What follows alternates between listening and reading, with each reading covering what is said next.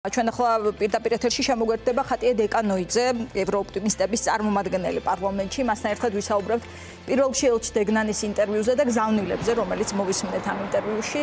მოგესალმებით ხატია და დიდი მადლობა რომ გვითმობთ დროს.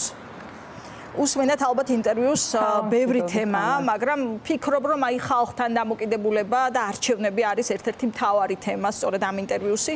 თქვენს კითხავთ რას ნიშნავდა ეს ერთგვარი გაფრთხილება თუ რაღაც ტიპის რეკომენდაცია, რომელიც უკავშირდებოდა ელექტრონულ არჩევნებს ელჩის ინტერვიუში, ზოგადად იმაზე რომ 2020 იყო ნაკლოვანი, მაგრამ 2024 უნდა იყოს უკეთესი. იცით რა 2024 წელი რომ არის ძალიან მნიშვნელოვანი საარჩევნო წელი ჩვენი ქვეყნის მომავლისთვის, რომელიც განსაზღვრავს კალაპოტს, საწავო საქართველოს საბოლოოდ ეს იციან ჩვენმა პარტნიორებმა. ქართული ოცნება ბევრი რო არ ვისაუბროდა რაღაც სადღეგრძელოების კონტექსტში რო არ წავიდეს ჩვენი საუბარი რაც ბოლო დროს ხშირად მესმის ხოლმე.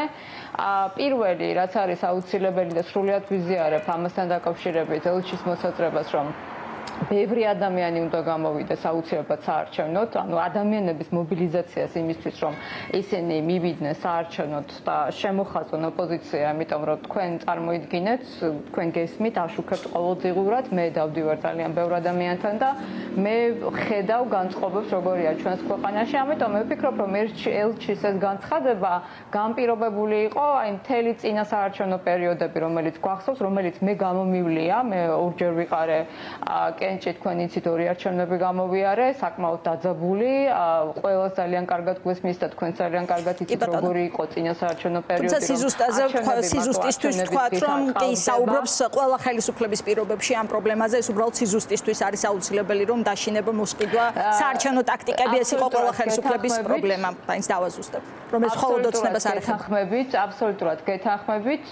აბსოლუტურად გეთანხმებით, ძალიან მნიშვნელოვანია გვესმოდეს რომ სანამ საქართველოში არ იქნება ისეთი ცენტრალური საარჩევნო ადმინისტრაცია, რომელიც რეალურად გამოხატული იქნება დამოუკიდებლობის და თავიდან ბოლომდე ეს იქნება, ასე ვთქვათ, არ ვიცი, როგორ გითხრათ, საქართველოს მოქალაქეების ნების გამსაზღვრელი, მაშინ რა თქმა უნდა არჩევნები ყოველთვის ჩატარდება ხარვეზით. ამიტომ ელჩის დამოკიდებულება ძალიან მნიშვნელოვანია და მე აქ ხაზს გაუსვამებ, ერთ ძალიან მნიშვნელოვან, ასე ვთქვათ, ფაქტორს, ეს არის არჩევნების მიმართ უნდობლობის დათესვა. აი ბოლო პერიოდის განმავლობაში მე მესმის სხვადასხვა პოლიტიკოსების რომ არჩევნებს აზრი არ აქვს, შეიძლება არალეგიტიმური იყოს, მაინც გაყალბდება და ასე შემდეგ. მე კატეგორიულად არ ვეთანხმები იმას, რომ ბიძინა ივანიშვილი ყოვლის შემძლე, ასე ვთქვათ, მიწის საბურველში გახვეული წარმოვიდგინოს, იმიტომ რომ საქართველოს მოქალაქეების ნება, მათი გამოხატულება თუ იქნება მრავლობითი და ათასობით და 100.000-ობით, რა თქმა უნდა, საარჩევნები იქნება ზუსტად ისეთი, როგორიც საქართველოს მოქალაქეების ნება. აი, ოცნების ეს რეაქცია როგორ აიხსნება თქვენთვის? ეს აგრესიული რეაქცია სწორედ ამ მოწოდებაზე, რომ თქვენი ხმა რომ იყოს გაგონილი, ეს არის არჩევნებში მონაწილეობის მოწოდება, ხომ? რთული გამოსაცნობი არ არის ხოლმე, რა შეიძლება მოყვეს ერთ-ერთ ყველაზე ხშირად გაკრიტიკებული ელჩია, ხომ, დეგნანი, მაგრამ აი რით აიხსნება ეს ძალიან მწვავე რეაქცია, რომ ლამის რევოლუციისკენ მოწოდება დააბრალეს, თუ ეს რაღაც ელჩების გაცილების ტრადიცია პირობითად ხარცელსაც არასასიამოვნო ტექსტებით დაემშვიდობდნენ, გვახსოვს.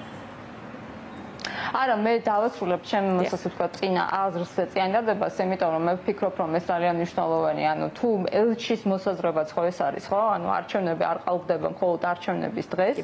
ელექტრონულ არჩევნებში манипуляცია და ჩარევა შეიძლება იყოს და გაცილებით უფრო დიდი მასშტაბებით, არჩევნები ყალბდება არჩევნებამდე, ეს არის დაშინება, მოსყიდვა, ამიტომ თუ ბევრი ადამიანი გამოვა, რა თქმა უნდა, ამას ძალიან სერიოზული წონა აქვს ზუსტად ჩვენი ქვეყნის თავისუფალი არჩევნებისთვის. მოქალაქეების ნების გამოხატვის. რაც შეეხება ოცნების დამოკიდებულებას, ახლა მე არ ვაპირებ ბატონ ზარქუას კომენტარების ანალიზს. მე ვფიქრობ, რომ რაც უფრო ნაკლებ ყურადღებას მივაქცევთ აი ესეთი მსგავსი ადამიანების გზავნილებს, კომიკურს, რომლის პენეტრირებაც უნდა ზუსტად ოცნებას და სწორედ ესეთ ადამიანებს უშვებს ხოლმე წინა ხაზზე, აი რომ წარმოუდგენლად სიგიჟეები ისაუბრონ, ეს ახალი არ არის ნამდვილად. ამ შემთხვევაში ზარქუ არ მიგულისხმია სხვა განცხადებები მიღებიც იყო, თუმცა მესმის, რასაც ამობთ თქვენ ეს ნაბუდება პროპაგანდაზე. კი, ანუ პენეტრირება ის სიღრმეში წასვლა ჩვენ ამას არ უნდა შეუწყოთ ხელი, მაგრამ ერთი რაც არის და რაც მინდა გითხრათ, ეხლა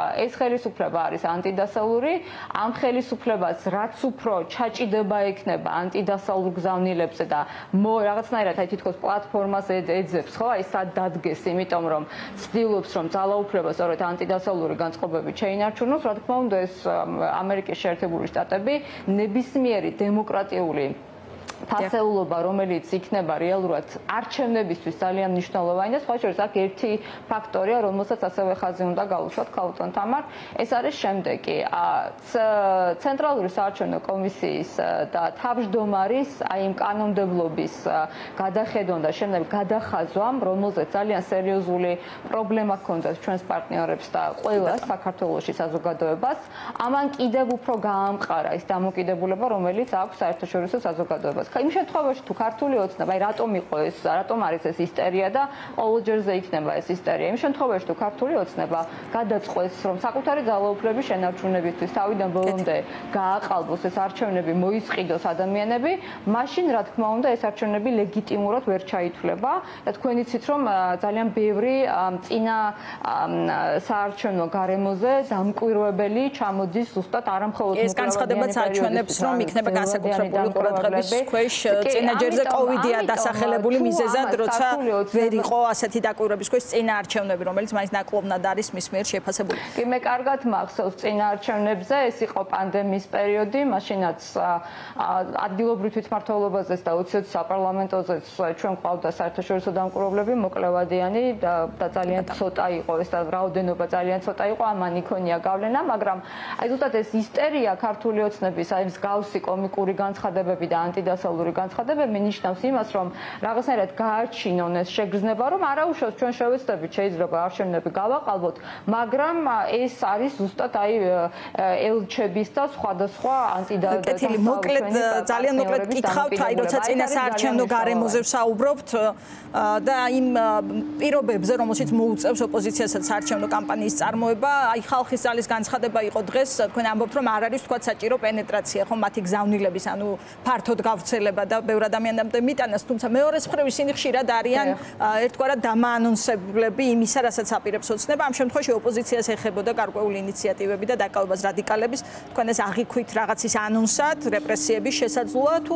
მორიგი სხვა ანტიდასავლური პროპაგანდა, რასაც ყური თითქოს შეეჩვია ერთგვარად. იცით რა, ორივე შესაძლებელია. მე არ გამოვრიცხავართ რეპრესიებს, არ გამოვრიცხავართ, რა თქმა უნდა, ანტიდასავლური განცხადებები ხალხის ძალისგან არის ჩვეულებრივი, ხა რუსული კანონის მიღების შემდეგ ეს ძალა განუყოფელია ოცნებისგან, იცით ჩემი დამოკიდებულება, მაგრამ აქ არის ერთი ასევე ძალიან მნიშვნელოვანი ფაქტორი.